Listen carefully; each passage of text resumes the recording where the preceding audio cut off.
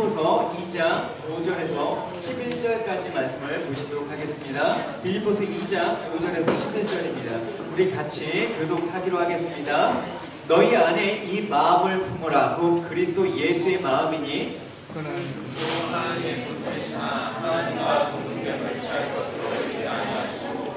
오히려 자기를 비워 종의 형체를 가지사 사람들과 같이 되셨고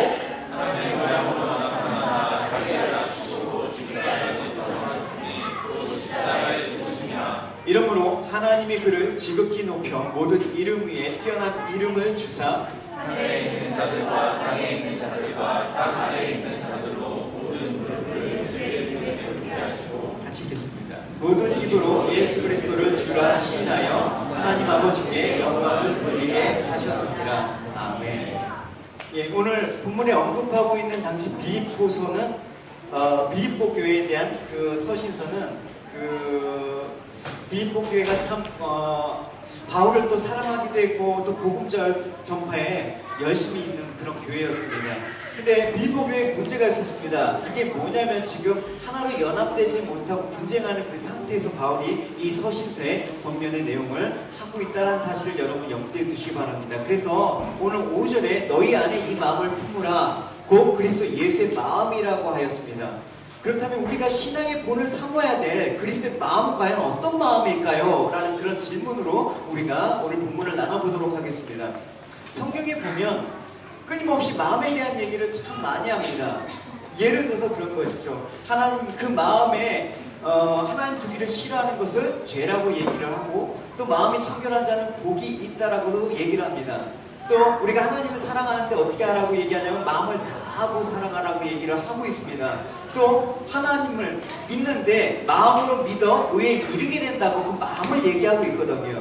또 할례도 얘기하면서 할례는 몸으로 하는 것이 아니라 마음으로 하는 것이다 라고도 얘기를 하고 있습니다. 또 우리가 변화를 받아야 되는데 어떻게 변화를 받아야 되느냐? 마음을 새롭게 함으로 변화를 받아야 된다라고 얘기를 하고 있습니다. 그래서 성령께서 우리 안에 계신다라고 하는 성령의 전이 또 우리 안에 마음에도 있다라고 성경은 얘기하고 있죠. 또 우리의 마음들을 완고하게 하지 말아라. 두 마음을 품지 말아라. 믿음은 마음의 문제이고 행위 문제가 아니며 그렇기 때문에 하나님은 우리 마음의 중심을 보신다. 뭐 이렇게 마음에 관한 얘기를 계속 성경은 하고 있습니다. 그래서 성경에 마음이라고 언급된 그 부분이 무려 1000번 이상이 넘나 되거든요.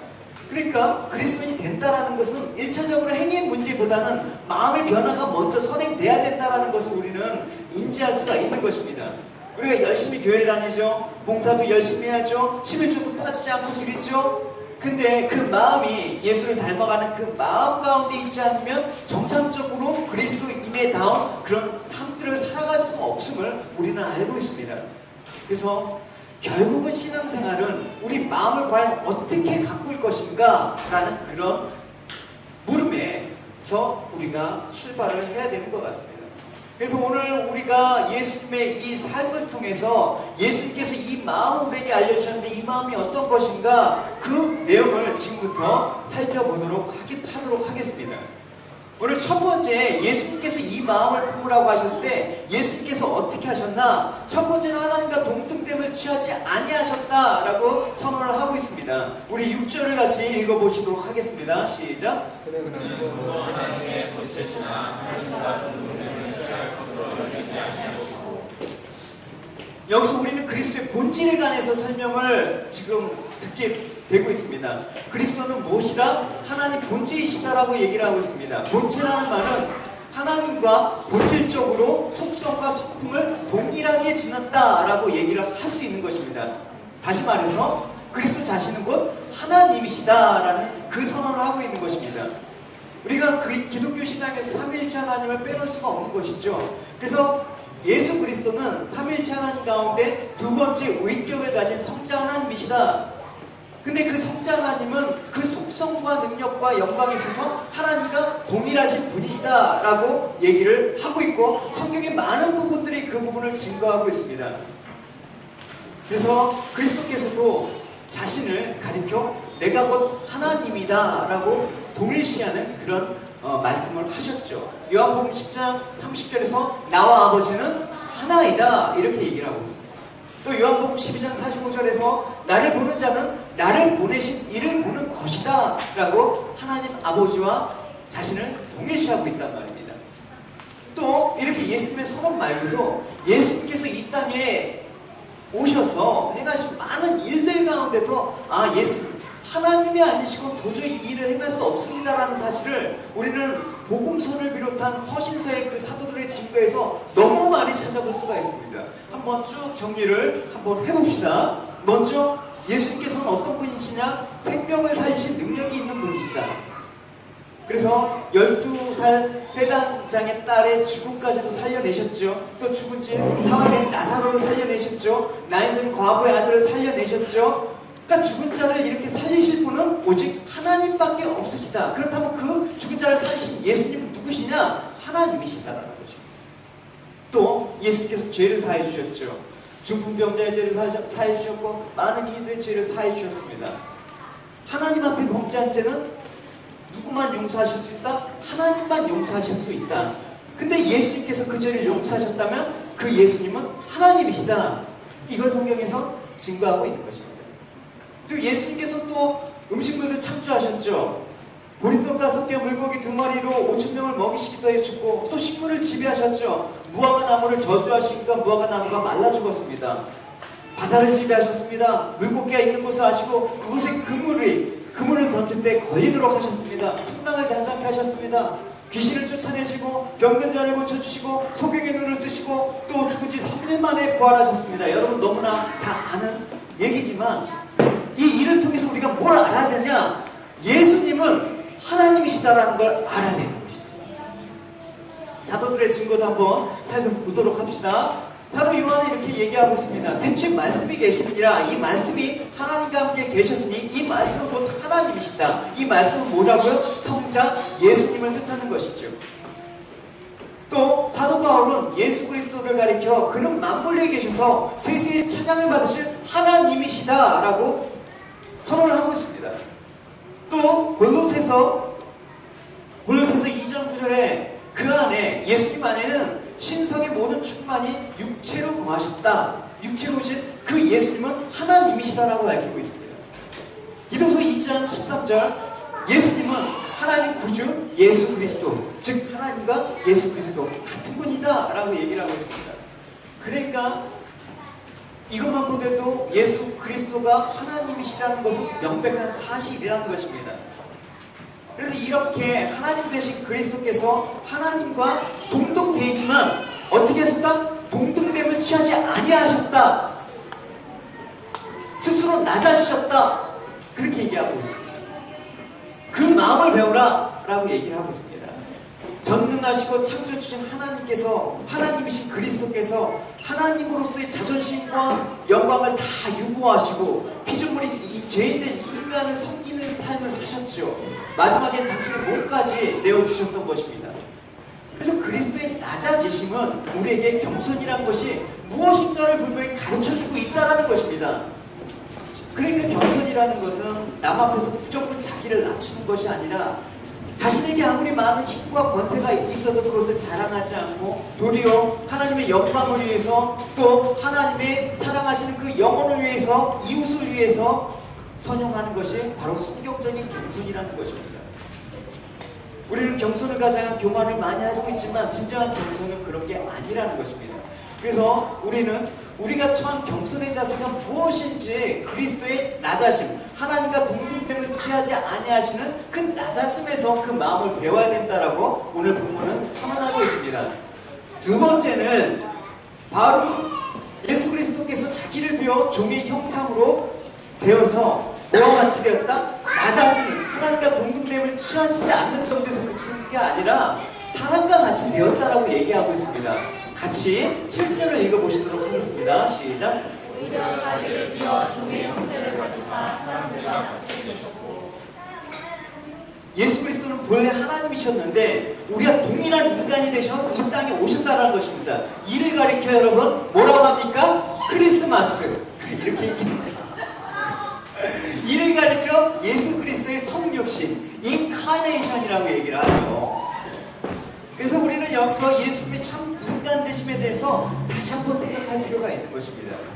먼저 예수님께서 육신을 가지신 참 인간이셨다, 그 말입니다. 그러니까 예수님의 신성과 인성을 우리가 다 같이 갖춘 분이라는 사실을 인지해야 되는 것입니다. 이게 하나만 부정돼도 여러분 예수님을 잘못 알게 되는 것이죠. 그래서 예수님께서 인간의 육체를 나셨다, 즉 우리가 사도신경에 고백한 바처럼 동정녀 마리아에게서 성령을 통해서 나셨다, 이게 안 믿어지면 우리 구세주가 아니잖아요. 인간이 낳은 자가 인간이 아니고 무엇이겠습니까? 분명히 인간이죠. 그뿐 아니라 예수님께서 다른 사람과 동일하게 육신의 옷을 입었다. 그래서 사도 요한은 이렇게 얘기를 하고 있습니다. 말씀이 육신이 되어서 우리 가운데 거하심에 우리가 그의 영광을 보니 아버지 독생자의 영광이요 은혜와 진리가 충만하더라. 또 요한에서에서 이렇게 밝히고 있죠. 우리의 생명의 말씀에 대해서 말하고자 합니다. 즉 예수 그리스도에서 내가 말하고자 합니다. 이 말씀은, 이 예수님은 세상이 시작 때부터 있었습니다. 우리는 그분을 육체로 오셨기 때문에 눈으로 보고 그분의 말씀을 귀로 듣고 그분의 몸을 손으로 만져보았습니다. 그렇게 얘기를 하고 있습니다. 분명히 육체로 오신 그 예수 그리스도에 대해서 말씀을 하고 있는 것입니다. 물론 예수님께서 친히 자신의 육신을 가지고 계시다라는 것을 많이 증거를 했습니다. 한 군데만 보십시다. 내 손을 보라, 내 발을 보라. 너희 눈으로 나를 보고 있지 않느냐? 나를 만져보고 내가 유령이 아니라는 것을 확인해봐라. 이러고 몸이 없으나 너희가 보는 대로 나는 몸을 가지고 있다 라고 얘기합니다. 그러니까 우리가 예수님을 어떤 신의 아들이라고 해서 우리와 같은 동격이 멀리 계신 분이라고 생각하면 안 된다는 것입니다. 사실 예수님께서 참 인간 되심의 증거를 사도들과 예수님 자신이 아니라고 할지라도 그 당시 예수님이 오셨을 때의 사람들의 모습만 봐도 우리는 알 수가 있습니다.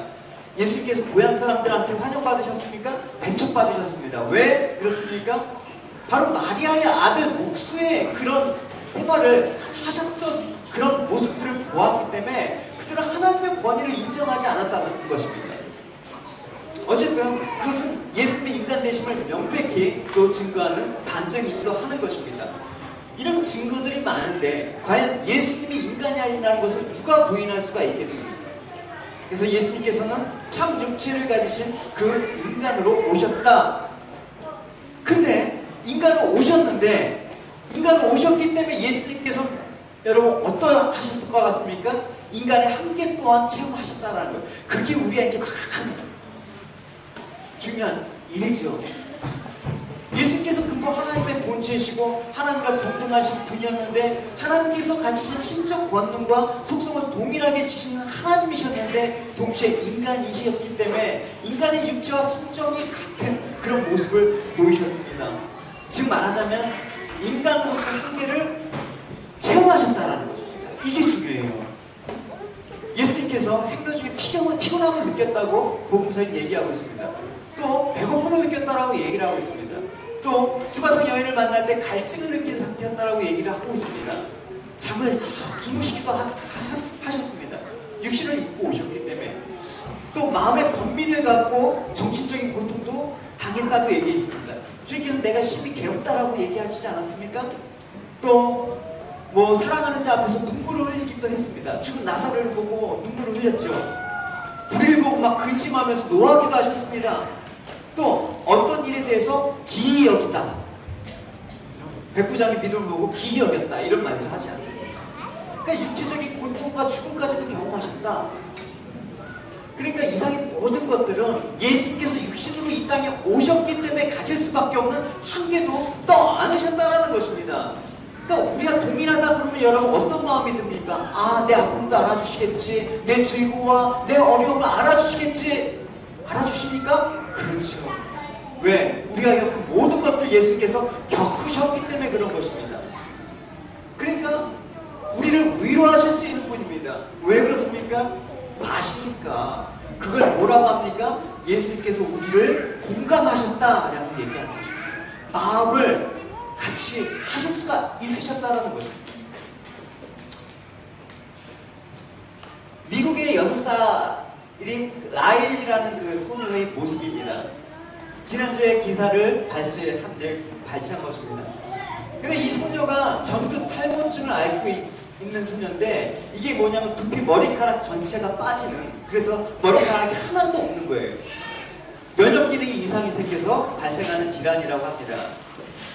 이 당시 태어날 때마다 머리카락이 있었는데 이제 군데군데 머리가 빠지기 시작해서 15개월쯤 됐을 때 머리카락 전부를 잃고 말았다고 합니다. 그러니까 아이 부모는 딸이 낙심하지 않도록, 자부심을 잃지 않도록 계속해서 용기를 내가지고 키워왔는데, 이 탈모는 어린아이가 받아들이기에 너무나 큰 거, 나와 또 다른 아이의 모습을 보면서 그 좌절을 느낄 수밖에 없는 그 아이 심정을 부모는 아마 알았겠죠.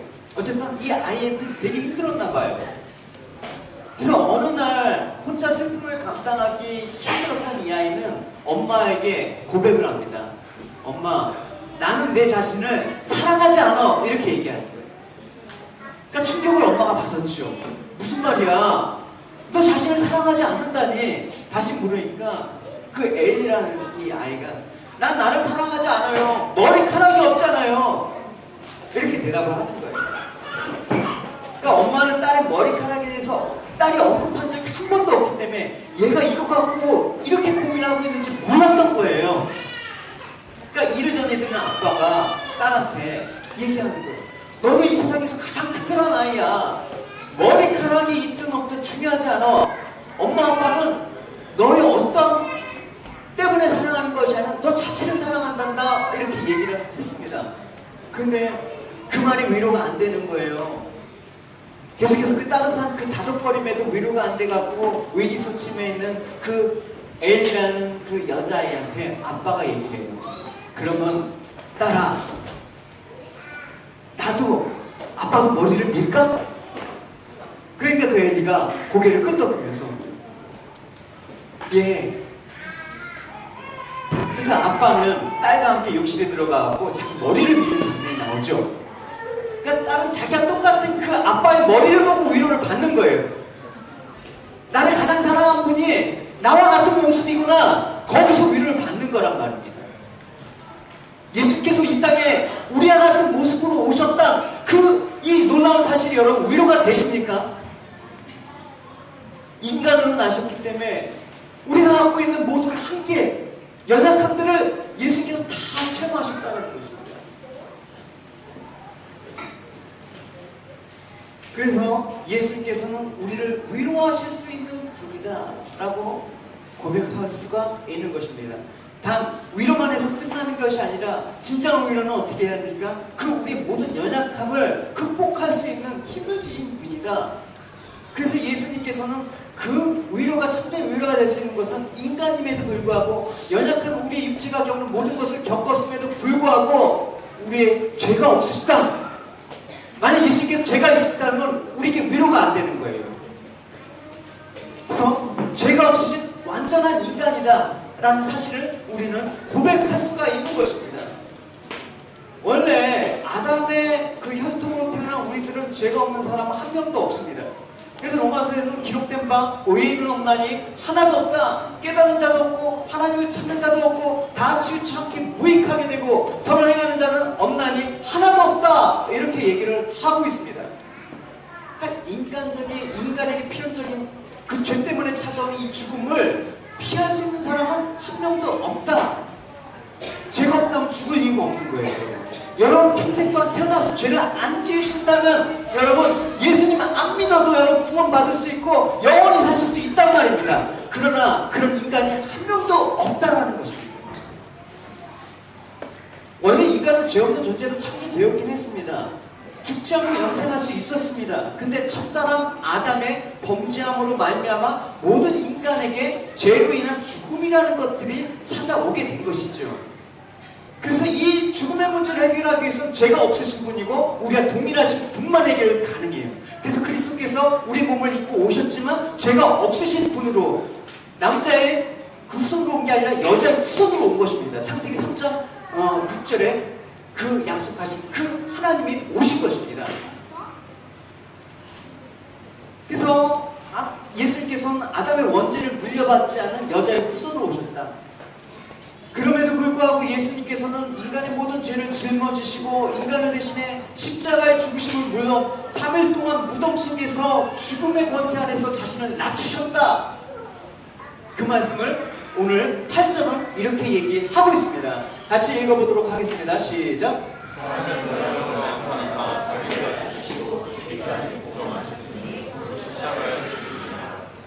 낮아지심의 절정이라는 것입니다. 어제 제가 겪은 일이 아니지만 사모님하고 이제 예규가 시티에서 이제 뭐 일이 있어서 가는데 한 백인 할아버지가 그 앞에 있던 그 엄마하고 그 남자 꼬마아이가 가는데 그 백호주의 할아버지 가끔 있잖아요. 약간 인종차별. 그러니까 가다 그 아이를 팍 쳤대요. 그냥 치는 게 아니 그냥 한 게 아니라 고의적으로 팍 친대. 애가 아파갖고 할 정도로. 근데 엄마가 못 봤어요. 근데 사모님이 가갖고 있는데 사모님도 툭 치고 가더래. 야, 그래갖고 제가 뭐라고 했냐? 가만히 있어? 쫓아가갖고 나머지 한 대도 더 대. 어떻게 이게 가능해요? 하룻밤 태고 한 20분 때려. 예수님께서 원수가 너희를 할 때 그렇게 하라고 했는데 어떻게 이게 가능해요? 우리는 안 돼. 그래서 너희가 이 예수의 마음을 품어야지만 되는 거예요. 이 낮아짐의 절정.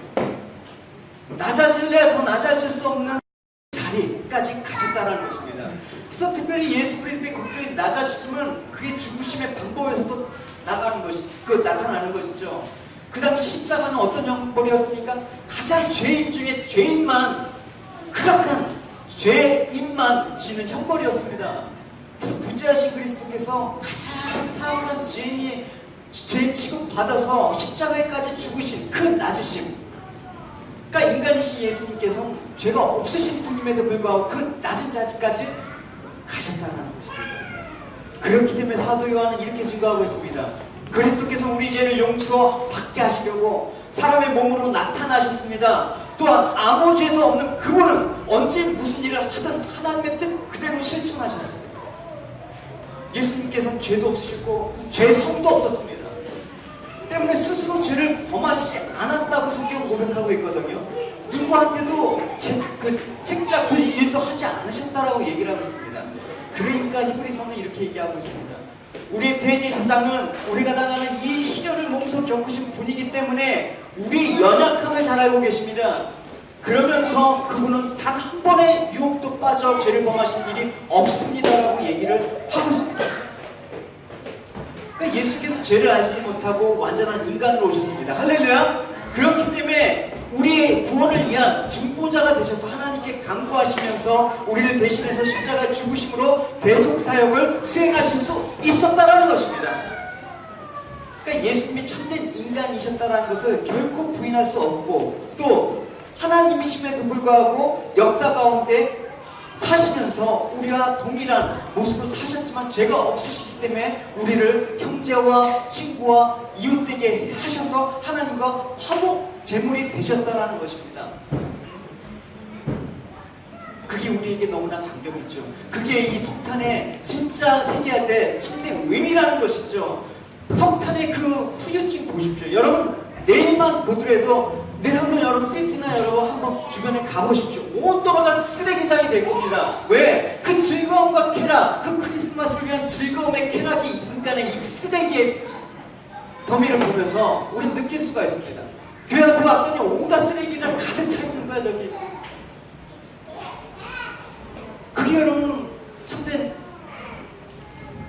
메리 크리스마스가 아니잖아요. 어쨌든 이 사실을 우리가 믿음에 있어서 추도 의심하지 말아야 되는 것입니다. 예수님께서 인간으로 오셨다. 또 인간으로 오셨지만 죄가 없으시다. 그렇기 때문에 우리를 구원하실 수 있는 분이다. 그죠? 이해가 안 되면 여러분 일단 외우십시오. 이해가 언제 되겠죠 여러분? 여러분 안에 성령께서 이해를 시키셔야 되죠.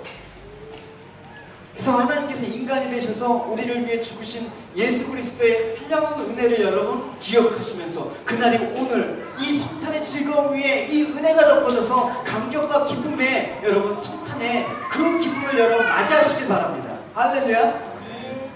세 번째, 여러분 그리스도께서 이처럼 죽기까지 극도로 낮아지셔야했던 이유가 무엇이냐? 우리를 비천한 자리에서 끌어내리시기 위해서. 여러분, 물에 빠져서 구원을 하려면 어떻게 합니까? 구원을 하려면 물에 들어가야 되지 않습니까? 그래서 예수 그리스도께서 우리 비참한 인생의 자리에서 우리를 끌어내시기 위해서 비참한 인생의 자리에 오셨다. 그게 여러분 이 성육신, 이 크리스마스의 가장 중요한 의미라는 것입니다. 그래서 사도 바울은 고린도후서 8장 9절에 이렇게 얘기하고 있습니다. 여러분은 우리 주 예수 그리스도께서 얼마나 사랑과 은총이 풍성하신 분인가를 알고 있습니다. 그 부유하신 분께서 여러분을 도우려고 가난하게 되셨습니다. 그분이 가난하게 되심으로써 여러분들이 부유하게 된 것입니다 라고 얘기를 하고 있습니다. 그래서 히브리서 기자는 이렇게 얘기하고 있죠. 하나님의 자녀인 우리는 피와 살을 가진 인간입니다. 예수님께서도 피와 살을 가진 인간의 모습으로 나셨습니다. 그것은 자신의 죽음을 통해서 죽음의 권세를 가진 악마의 세력을 쳐부시기 위한 것입니다. 이것만이 죽음을 두려워하며 평생 동안 공포의 노예가 되어 있는 인간을 구원해낼 수 있기 때문입니다. 이 방법밖에 없으셨다는 것입니다.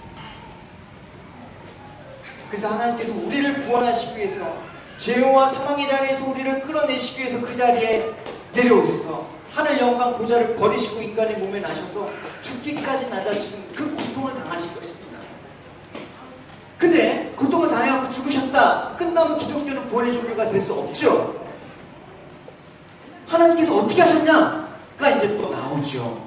하나님께서 이제 자신과 동등됨을 취함을 여기지 아니하시고 자기를 비워 종의 형태를 가지사 인간의 몸을 입고 십자가에 죽기까지 하나님의 그 구속 계획을 순종으로 그렇게 감당했던 예수님을 어떻게 하셨냐? 8, 9, 10, 11절 같이 읽어봅시다. 시작. 하나님이 그를 지극히 높여 모든 이름 위에 뛰어난 이름을 주사 하늘에 있는 자들과 땅에 있는 자들과 땅 아래 있는 자들로 모든 무릎을 예수의 이름에 꿇게 하시고 모든 힘으로 예수 그리스도를 신하여 하나님 아버지께 영광을 돌리게 하셨느니라. 아멘. 이게 높아짐의 극치입니다. 이것보다 더 높아질 수가 없는 것이죠. 하나님 보좌 우편에 하나님과 같이 같은 자리에 앉으셨다. 더 이상 높을 수가 없는 것입니다. 그러니까 최고로 높아지셨다는 것이죠. 그러니까 우리는 이런 그리스도의 높아짐의 그런 증언을 보고 주목해야 될 그 증언이 있습니다. 뭐냐? 9절에 보면 이러므로 라는 말이에요. 이러므로. 이 말은 무엇입니까? 그리스도께서 이렇게 극도로 높아지게 된 비결이 무엇인지 보여줍니다. 우리 인간은 누구나 높아지기 원해요, 여러분. 살면서 다 높아지길 원하잖아요, 여러분, 솔직히. 영광스럽게 되길 원하잖아요. 근데 그 비결을 얘기하고 있습니다. 세상이 높아지면 나름대로 많은 비결을 얘기하죠. 그 비결은 되게 겉모순수하고 또 수단과 방법을 가리지 않고, 그러니까 남을 억누르고, 그러니까 진정한 높아짐의 비결은 될 수가 없습니다. 일시적으로 뭐 높아질 수는 있겠지만 결국은 영원한 나락으로 떨어지게 되는 것입니다. 그렇게 정권의 비호 아래 잠시 영화를 누렸던 수많은 사람들이 지금 어떻게 돼가고 있는가 여러분 눈으로도 우리 볼 수가 있지 않습니까? 따라서 우리가 진정으로 영원히 낮아질 수 없는 자리까지 올라갈 수 있는 비결은 그리스도께서 이 마음 가운데 보이신 모든 삶의 모습들을 우리가 그대로 본받을 때 하나님께서 높은 자리까지 올리실 때 그 자리는 결코 내려올 수가 없다라는 것입니다. 할렐루야. 이러므로에 있습니다. 이러므로는 앞에 쭉 6절에서 8절까지 내용, 이러므로 그리스도의 낮아심으로 인해서 높아지셨다, 이 말을 하는 거예요. 그러니까 참 역설적이죠. 기독교의 진리는 낮아져야지만 우리가 높아질 수 있고, 내가 죽어야만 사는 거, 내가 가난해야지만 부유하게 되고, 이런 역설적인 진리 가운데 우리가 참 모순인 것 같은 그런 생각 속에서 현실을 부딪히면서 믿음으로 살아야 되니까 때로는 힘들어요. 어쨌든 주님께서 이 사실을 아셨기 때문에 이 모든 그리스도께서의 죽음과 승천의 이 놀라운 비밀들을 제자들에게 말씀하시면서 너희들이 높아지길 원하느냐? 낮아지는 자만이 높임을 받을 것이라고 분명히 제자들에게 말씀을 하셨어요. 누가복음 9장에 이렇게 얘기하셨죠. 제자들 사이에 누가 제일 윗자리에 차지할 것인가 하는 문제로 논쟁이 벌어졌다. 예수께서 그들에게 말씀하셨다. 이 세상에서는 임금과 높은 지위에 있는 사람들이 그를 둘러선 종들에게 명령을 내린다. 또 종들은 자유가 없어 그들이 시키는 대로 해야 한다. 그러나 너희 가운데서는 남을 가장 잘 섬기는 사람이 너희 지도자가 될 것이다. 이 세상에선 주인의 자리가 많아서 자리에 앉아서 종들을 섬김을 받는다. 그러나 여기서는 그렇지 않다. 내가 너희의 종으로 왔기 때문이다. 사람들은 되게 높아지기 위해서 자기가 높아져야 된다고 생각을 하고 있습니다. 그래서 사람들은 자기 과시를 많이 합니다. 없어도 있는 척 해야 되고, 몰라도 아는 척 해야 되고, 약해도 강한 척 해야 되고, 섬기기보다 섬김을 받으려고 하고, 누가 지시하면 지시를 받으려고 하지 않습니다. 여러분, 제일 힘든 사람, 힘들어하는 사람, 특별히 이제 보니까 연예인이든 사건이 많지 않습니까? 그들에게 제일 힘든, 우울증을 갖고 있는 사람한테 제일 힘든 말이 뭐냐면, 너 잘할 수 있어. 그 말이 가장 큰 짐이래요. 내가 잘할 수 있었으면 우울증에 걸렸겠어요, 여러분. 그러니까 이런 마음을 가진 사람들이, 남을 이해 못하는 이런 가슴을 가진 사람들이 이 아픈 가슴을 가지고 타락하고 변질된 이 세상을 바라보시면서 하나님의 그 잃어버린 영혼들이 다시 돌아오기를 바라시는 그 하나님의 마음을 헤아릴 수 있는 능력이 있느냐라는 것이죠. 하나님이 무슨 생각을 하시는지, 하나님이 저 영혼을 향해서 어떤 마음을 갖고 계시는지, 어떤 고통을 갖고 계시는지 우린 전혀 관심이 없다라는 거죠. 하나님, 쓸데없는 내 인생에 개입하지 마시고 그저 내가 원하는 것만 해주시면 됩니다. 내가 바라는 것만 해주시면 됩니다. 그럼 제가 잘 열심히 섬길게요. 근데 그런 우리에게 그게 아니고, 너희 안에 먼저 가져야 될 게 뭐냐? 예수 그리스도의 이 마음을 가져야 된다는 거예요. 우리가 신앙생활을 대체적으로 잘한다라고 얘기하는 거는 어떤 의식을 갖고 있습니까? 도덕적으로 죄짓지 않는 거다. 또 수치 자리에서 빠지지 않기 위해서 나름대로 몸부림치면서 애쓰는 것이다. 예를 들어서 바람 안 피고, 또 성적으로 죄 안 짓고, 돈과 권력을 탐하다가 초라해지지 않고, 이런 노력들. 물론 이런 애씀 자체가 나쁜 건 아니에요. 좋은 거예요. 이렇게 하셔야죠. 근데 이 몸부림과 애씀의 증거가, 주체가 누구냐? 그게 만약에 내가 남한테 창피당하지 않고 믿음이 좋은 사람이라는 소리를 듣고 싶어서 내가 한 거라면 무너지는 거예요. 언젠가 무너지는 거예요, 여러분. 이런 모든 우리의 애씀의 출발, 우리의 노력의 출발은 어디서부터? 하나님의 마음을 헤아리는 데부터, 하나님, 예수 그리스도의 이 마음을 여러분 우리가 공감하는 데부터 출발을 해야지만 진정으로 하나님 사랑과 이웃 사랑을 실천할 수가 있는 것입니다. 그럴 때 비로소 우리를 구원하시기 위해서 아들을 보내 죽일 수밖에 없었던 하나님의 통하심이 들리기 시작할 때 우리는 영혼을 바라볼 수 있는 마음이 생기는 것입니다.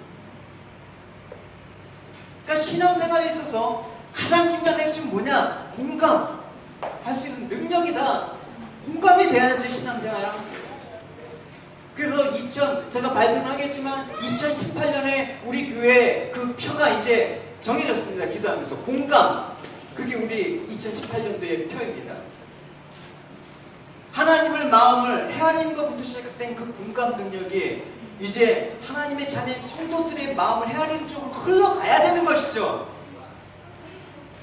내가 누구를 위로한다고 할 때 그 사람의 아픔과 상황을 모르고 하면 소용없을 때가 너무나 많은 거예요. 병문안 가서 그 병실에 누워있는 환자의 눈물을 보지 못하면 그 병문안은 형식적인 거예요. 병문 가서 에휴 교회 안 나오니까 그렇게 하나님 그게 벌 받은 거지, 이런 헛소리 하니까. 그 병문안 가지 마세요. 덕이한데. 며칠 전에 여러분 잘 아시죠? 우울증으로 인해서 자살로 그 생을 마감한 그 아이돌 샤이니의 그 멤버였던 김종현 군을 여러분 기억하실 것입니다. 저도 이제 둘째 딸 때문에 알았어요. 알았어요. 누군지 몰랐는데 유명하더라고요. 근데 우리가 딱 단정 지면 안 돼. 저 사람 우울증이다, 자살이다, 지옥 간다. 이게 여러분 현명한 방법이 아니란 말입니다. 그 자신을 보니까 기사를 이제 꼼꼼히 읽어보니까 스스로 극복하려고 굳이 애를 썼더라고요. 그 흔적들이 있더라고요. 그 중에 하나가 뭐냐면 정신과 의사를 찾아가서 상담을 해요. 적절한 자기도 이걸 벗어나고 싶고 이게 안 된다는 걸 알기 때문에 몸부림 쳤더라는 거예요. 근데 그의 유서에 의사가 자신에게 어떻게 조언했는지를 암시하는 내용이 있더라고요. 이 내용이에요. 왜 아픈지 찾으라고 했다. 너무 잘 알고 있다. 난 나 때문에 아프다. 전부 내 탓이라고. 내가 못나서야. 선생님 이 말을 듣고 싶었나요? 네 탓이야. 성격이 소심해서 그런 거야. 힘을 내. 잘 될 거야. 이런 여러분 위로가 여러분 되십니까 여러분? 주님께서 여러분 그렇게 여러분들에게 위로하셨습니까? 그렇게 위로하신 적이 없어요. 복음서를 여러분 잘 보시면 그들의 처지에서 먼저 공감. 그러니까 세상 사람들이 잘 다 무시했던 세리, 창녀, 병든 자, 가난한 자 이런 자들에게 찾아가셔서 공감부터 하셨잖아요. 너 그렇게 살면 안 돼. 이렇게 윤리적으로 훈계하신 적 있나요? 그들에게? 그 모습이 여러분 어떤 성경에 한나라는 여인이 있습니다. 여러분 잘 아시죠? 남편의 사랑을 무지 받았습니다. 근데 그 남편의 또 다른 아내 분인나로부터 고통을 받습니다. 마치 그 분인나는 한나를 고통스럽고 비참하게 만들려고 태어난 사람 같아요. 그래 한나가 너무나 힘들어서 이제 성조가 왔고 기도를 합니다. 그걸 엘리 제사장이 봤네. 너무나 자기에게 주신 현실이 너무나 고통스러워서 하나님께 눈물로 나가서 기도를 했는데 그 마음을 헤아리지 못한 엘리 제사장이 그 모습을 봤네. 이런 거예요. 한나가 성전 안에서 오래도록 기도하고 있는 동안에 엘리는 문 밖에서 그녀를 지켜보고 있었다. 그런데 엘리에게는 달싹거리는 한나의 입술만 보였지 기도 소리는 들리지 않았다. 한나는 마음속으로만 기도드렸기 때문에 밖에서 소리가 새어나오지 않았던 것이다. 그래서 엘리는 한나를 술 취한 여자로 보고 큰 소리로 그녀에게 꾸짖었다. 이보시오, 언제까지 성전 안에서 이렇게 주정이나 하고 있을 참이오. 어서 술에서 깨어나시오. 그러자 한나는 이렇게 대답하였다. 아닙니다. 저는 술 전혀 마시지 않았습니다.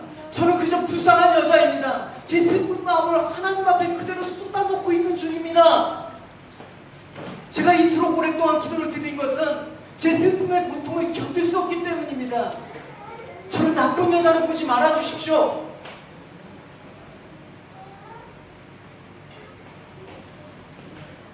참 그렇더라고요. 제가 목사로 있다 보니까 공감 능력이 점점 떨어지는 것 같아. 그죠? 책상에 앉아서 말씀만 보니까 현실 능력이 멀어지는 것 같아. 내가 이런 엘리제 사장의 모습이 아닌가? 그런 마음이 들더라고요. 제가 여러 가지 그렇다고 여러분 여러분 인간적인 소리를 해서는 안 되죠. 어쨌든 여러분 하루 종일 일하고 와서 진짜 성경 한 장 읽어보기도 힘들 거예요. 그죠? 그런 사람 보면 왜 말씀하니 이러고 여러분 공감이 안 되는가? 그런 것들이 이 공감에 관한 키워드를 계속해서 요즘 묵상하면서 어떻게 할 것인가? 어쨌든 이 아픈 한 여인의 마음을 전혀 공감하지 못하는 이런 무기력한 엘리의 모습이 나의 모습이 아닌가, 또 우리의 모습이 아닌가 라는 생각을 우리는 이 성탄절을 맞이해서 생각해야 되는 거죠. 예수님께서 공감하지 못하셨다 그러면 이렇게 우리에게 보이지 않았던 그 모습들 우리가 생각해 봐야 되는 거죠. 고통스러운 현실 속에서 눈물로 그렇게 치부와 눈물로 다 살다 보면 그런 거야. 힘들 때도 있는 거야. 넌 잘할 수 있어. 이겨내야 돼. 너 성격 탓이야. 어쩌다 엘리 제사장이 이렇게 둔감해졌을까요? 그 자신이 하나님 마음과 소통하지 못했기 때문에. 쉽게 말해서 공감 능력이 떨어지는 거예요. 점점. 처음에는 안 그랬을 거예요. 저도 나이가 들면서 이럴까봐 걱정이 돼요. 이럴까봐. 그래서 평소에 예수님은 어떠셨습니까? 새벽 미명에 하나님과 교제했다. 사람들이 무리를 쫓아서 그 무리를 피해서 한적한 곳에서 기도하셨다. 하나님과 소통하셨어요. 이걸 놓치면 우리는 이 마음을 이해할 수도 없고 이 마음을 실천할 수도 없고, 예수님께서 이르셨죠. 내가 아버지 안에 거하고 아버지는 내 안에 계신 것을 내가 믿지 아니하냐. 내가 너에게 이런 말은 스스로 하는 말이 아니라 아버지께서 내 안에 계셔서 그의 일을 하는 것이다. 아버지 마음을 그대로 느끼셨기 때문에 그대로 하셨다. 그러니까 예수님이 우리를 향한 마음을 그대로 느끼지 않으면 우리는 예수님의 삶을 나타낼 수가 없다. 예수님께서 이 땅에 고통받는 자들을 위해서 보이신 모습을 여러분 두 분만 찾아봅시다. 이런 거 있죠. 그들이 여리고에서 떠나갈 때 그 무리가 예수를 따르더라. 매일 두 사람이 길가에 앉았다가 예수께서 지나가신 다음을 듣고 소리질러 이르되 주여 우리를 불쌍히 여기소서. 다윗의 자손이하니 무리가 꾸짖어 잠잠하라 하니 더욱 소리질러 이르되 주여 우리를 불쌍히 여기소서. 다윗의 자손이여 하는지라. 예수께서 머물러서 그들을 불러 이르시되 너에게 무엇을 하여 주기를 원하느냐. 이르되 주여 우리의 눈을 뜨게 되기를 원합니다. 예수께서 불쌍히 여기사 그들의 눈을 만지시고 보게 되니 그들이 예수를 따르니라.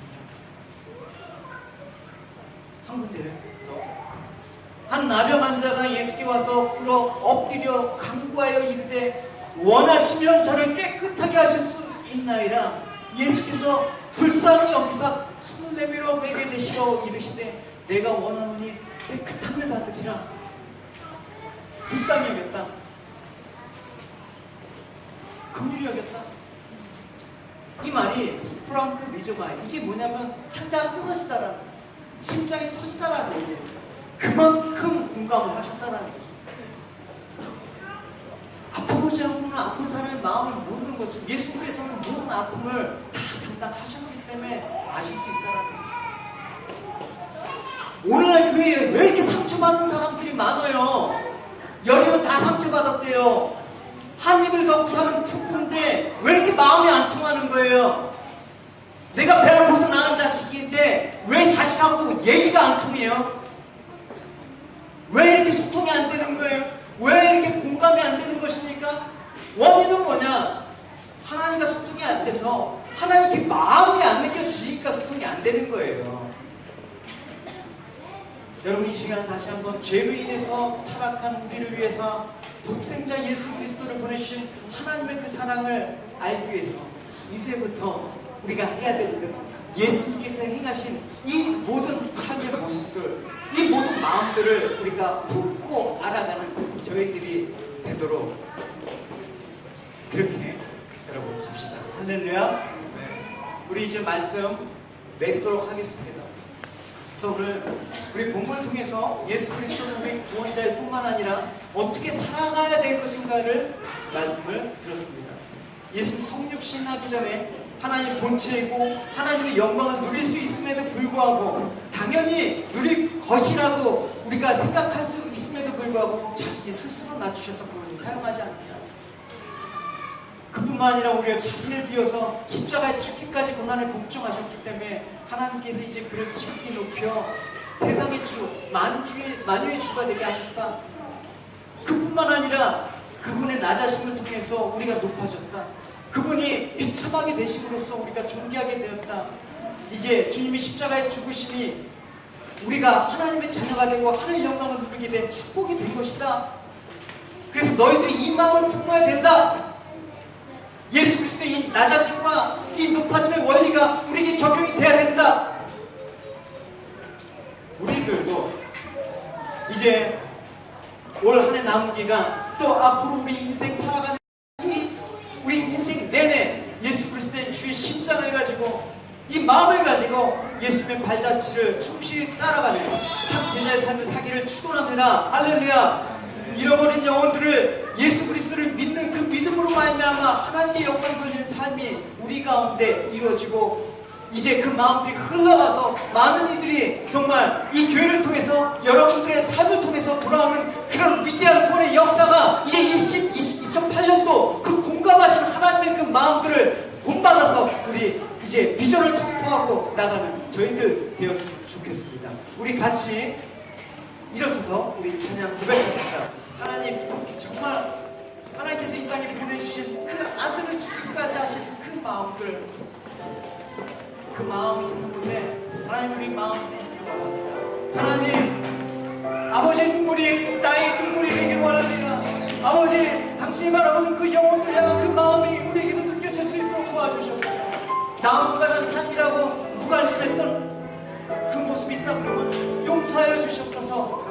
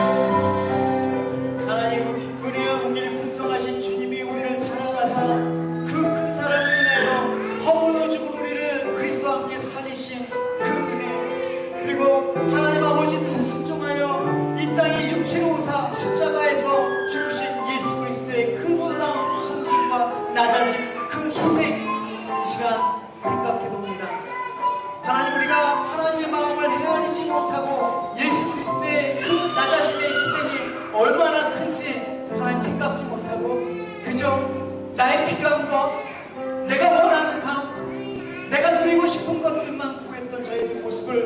아버지 이 시간 성탄 주일을 맞이해서 회개합니다.